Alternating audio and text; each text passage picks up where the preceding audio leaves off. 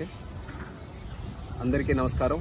నూతనంగా ఏర్పడిన కేంద్ర ప్రభుత్వంలో కేంద్ర మంత్రిగా పనిచేసే అవకాశం దక్కినందుకు చాలా ఆనందంగా ఉంది.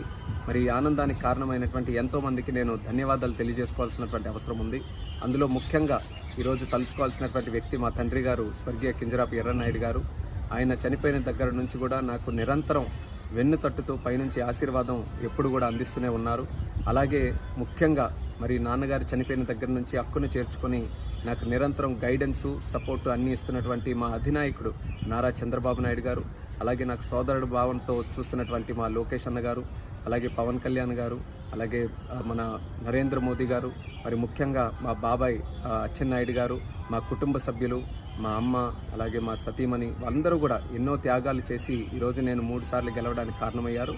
మరి ఈరోజు ఇంత స్థానంలో ఉన్నానంటే దానికి ప్రత్యేకమైనటువంటి కారణం మా శ్రీకాకుళం జిల్లా ప్రజలు.